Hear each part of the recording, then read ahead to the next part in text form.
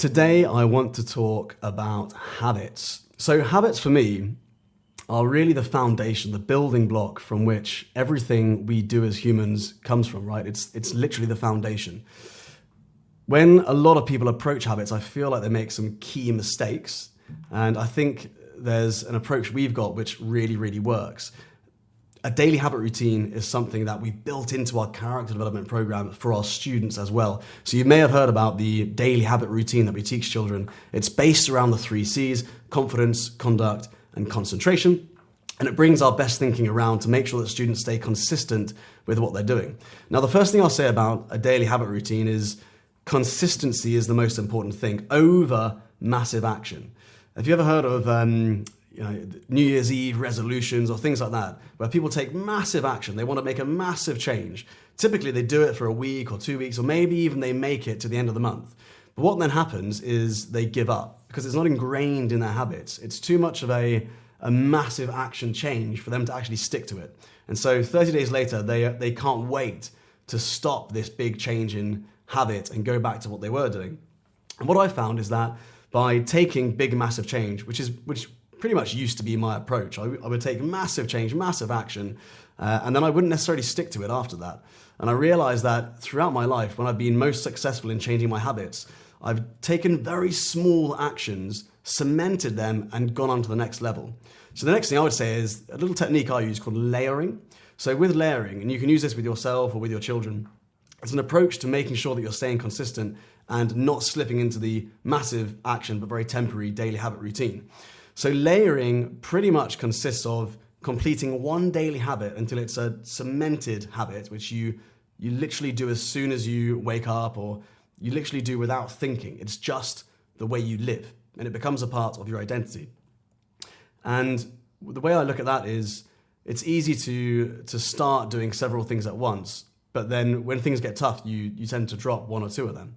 An example of a layering could be, you say to yourself that you want to do 3 different things for your daily habit routine. One of them is writing down what you're grateful for in the evening. One of them is a long walk in the morning. And one of them is meditation for 10 minutes in the afternoon, right? So you've got a morning, afternoon, and evening thing that you would like to do every single day. So the first thing I would do is I would crack the morning routine. That's layer 1. So the first thing I would do is wake up in the morning and go and walk for an hour. Once I've done that for a good 3 or 4 weeks, that's now built into my habits, that one thing, and it's easy to stick to. I wouldn't necessarily do it for an hour. I might do it for 10 minutes to begin with, and then 20 minutes, and then 30, 40 minutes. It reminds me of a story I once heard from a personal trainer.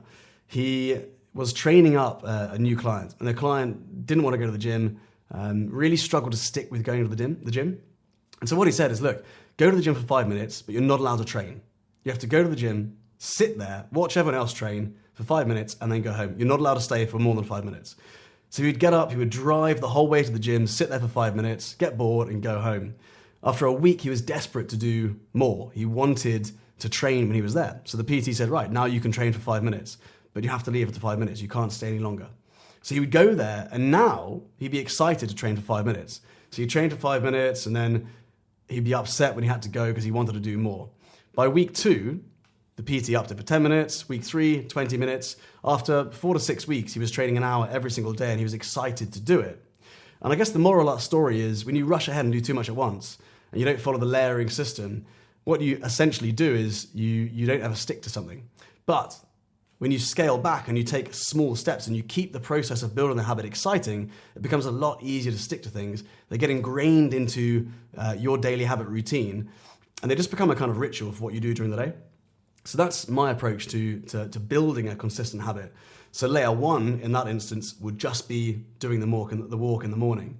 Then after a few weeks, I'd add in the 10 minutes of meditation at lunchtime. Then after a few weeks, add in the writing down 3 things you're grateful for, or journaling in the evening. So that's the way I would approach it, right? Instead of doing 3 habits all at once from week 1, I would layer them in after 3 weeks, 6 weeks, 10 weeks, until I've completed a cemented habit routine. And that really does compound over time. It's these small actions we take which compound over time, rather than big actions which then fail and we start again and they fail. So it's long-term habits which make the difference, and that's what we teach our students. The next thing I would talk about is how to stick to habits. A really important thing is, I find this especially, if I've got something difficult coming up, and at one point I was walking for sort of 3 hours every single morning as soon as I woke up, because I do most of my work on the road as I was walking. And I really enjoyed the walks, but sometimes, your legs are aching, it's too hot outside, whatever it is. In Dubai it's too hot. In England, if you're listening to this, it might be raining outside. But you find that you can hear this little voice in your head negotiating with you not to do it. And what I would always say to myself is, I'm going to negotiate with that voice, but not until I've got my shoes on and I'm outside. So you allow yourself to have that negative negotiation conversation, but not until you've done 2 minutes of the thing you promised yourself you were going to do. It's very easy to put your shoes on and go outside, just like it's very easy to go to the gym for 5 minutes, like the PT story, and not train. But it's something else when you stop yourself from having that negotiation, you prevent yourself from cancelling or from bailing on what you promised yourself you were going to do. And that's got a really powerful compounding effect. Just by delaying the negotiation phase, you'll have a massive effect on how often you actually show up for the things you said to yourself you were going to show up for.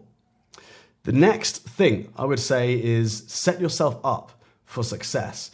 I find that it's often people who they rush into building a habit routine and they haven't looked at their environment, right? So one of them could be getting 8 hours sleep, but they haven't looked at the environment in terms of they bring their phone up to bed and it's so difficult not to go on your phone first thing in the morning or in the middle of the night if you wake up, or go on your phone at night before you sleep. And we know that going on our phone is going to delay or damage our sleep, right? But it's one of those things where you're setting yourself up for success if you leave your phone downstairs instead of taking it upstairs. So one of the key things I would do is charge my phone up downstairs. And just by doing that every day, I improved my sleep by a good 30, 40 minutes every single night. So have a look at your environment and have a look at where you're doing your habits. How can you set yourself up for success? Another way of looking at that is, let's say you want to go to the gym, but you're typically tired on a Monday because you've got so much work to do, right? I know for me, Monday's a busy day. Everyone's trying to phone me because everyone's back from the weekend and there's lots of stuff going on. So it's not the best day to do the hardest training session. Instead, I'll try and do one of the easier training sessions on Monday and a harder one on Tuesday when there's less other stress factors going on in my life, which could derail the thing that I promised myself to do within the habit routine.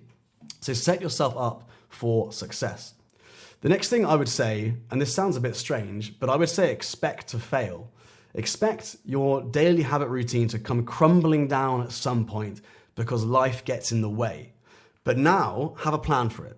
So when your daily habit routine does eventually fail, which it will because we're human, make sure you don't beat yourself up about it, but have a plan. And here's what your plan should be.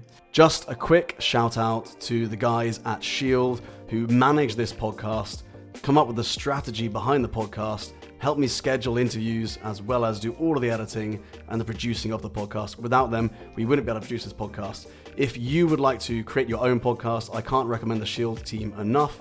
They have done well over 100 episodes for me over the last few years, and I've been so pleased with the results. So have a look in the description of this video or the podcast episode, and you'll see how to get in touch with them yourself. If you imagine you fail at something, right? Like you do your daily habit routine, and one of the things was to do your meditation or to go on a walk or to do journaling, whatever it is, and you forget to do it that day, or you completely don't do any of the routine, the habit that you were planning on doing that day. A lot of people would say, right, I'll start afresh next week. On Monday, I'll start afresh. And what I find is the reality of that is this is their approach to everything in life. So whenever they try to do something new, they fail for a second, they delay it, and then what happens in that time? Let's say you fail on Wednesday, you bail on Wednesday on your daily habit routine, and then you take Thursday, Friday, Saturday, Sunday off, and you restart on Monday. You've now not just accidentally, messed up, you've created a new habit of not doing the habit. So the way I see it is the second that your habit fails or it doesn't work, the next day start again.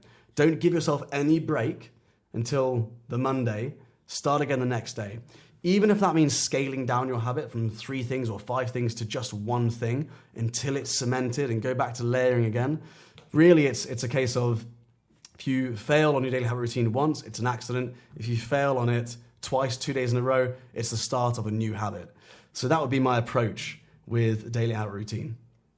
Just to finish off, one final thing I would say now is how we approach it with children. So we base our whole daily habit routine within the character development program we've got around the 3 C's: confidence, conduct, concentration. These are the 3 areas that have the biggest impact on the development of your child's character. So what we ask students to do is we know that it's easy to stick to 3 simple things that take a minute each, but it's hard to stick to 5 things. So we keep it really, really simple. Now what we do is we ask students to do 1 thing for each C. So confidence could be doing something physical like press-ups or even affirmations in the mirror. So they can have a list of affirmations, 3 to 5 things that they say on a piece of paper that they can read, which they say to themselves, and it boosts their confidence. Or 10 press-ups every day, which takes no time at all, but you feel strong when you've done it. And that is a great way to improve your posture and ultimately improve your confidence. The next thing, let's say conduct, improving behavior, is something like writing down 3 things you're grateful for. When we ask students to do that every single day, and often we use a glass jar at home and ask all the children to put in a little piece of paper with 3 things they're grateful for on, into the jar, and you start to see a physical representation, a tangible representation of their gratitude filling the jar. And then once it's full, we open it up, we read all the notes, and we do something as a family to celebrate that we've filled up the gratitude jar. That's a great way of improving conduct. Another way that we use to do this is we ask students to do something at home to help out. It could be laying the table, it could be wiping the table clean, it could be helping, pack the fridge when the delivery comes. Whatever it is that you do in your house where you feel your child, it's an age-appropriate task for them to help with is really, really good. So that's conduct. And the final thing is concentration. So within concentration, we find one of the best ways to improve concentration is meditation and mindfulness. So we ask students to sit still for 30 to 60 seconds with their legs crossed, hands on knees, and their eyes closed. And what we find is that students can easily do that after a couple of weeks. If they've got severe ADHD and they really struggle to keep their eyes closed at all, you might see them really squinting their eyes and they're kind of opening one eye and it's really difficult for them. But incredibly, we've worked with students with severe ADHD who are 4 years old who have managed to meditate for 3 to 5 minutes through this training. And it comes down to the consistency of the daily habit routine. Just by doing 1 minute every day, and when they do open their eyes, just remind them to close their eyes and you continue it and you progress with them and maybe even do it as a family, you'll find that their concentration and their focus improves as well because they're learning how to focus on one thing, which is their breathing. There are very few distractions when their eyes are closed and the hands are on their knees, so it's easier for them to focus, but they have to deal with their mind, which is often racing and thinking about other things. So the great thing about that is they're learning to regulate their emotions, they're learning to find a sense of calm within what could be a busy time for their mind. So that is a deep dive on habits and how we build habits into a character development program for our students, but also how I do it in my own life and how I know a lot of our instructors do it as well. And maybe there were some insights for you there as a parent listening to this or just an adult listening to this when it comes to developing your own daily habit routine and sticking to it for the long term. Don't forget to subscribe to this podcast and this YouTube channel so you don't miss any episodes. And I look forward to seeing you at the next one. Take care.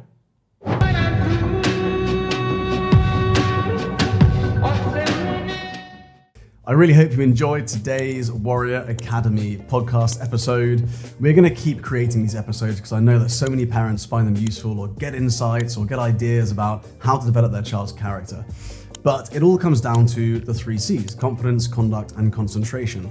So if you want to get a deep insight into the levels of confidence your child has, the level of concentration they have, or the level of conduct they have, so that you can actually put a score next to it and then work towards increasing those scores like we do in the Warrior Academy, then I'd love to invite you to fill in the Breakthrough Area Assessment. It takes about 5 minutes of your time and you will get a personalized PDF report on your child's 3 C's. To access the Breakthrough Area Assessment and find out your child's 3 C's score, all you need to do is go to www.breakthrougharea.com.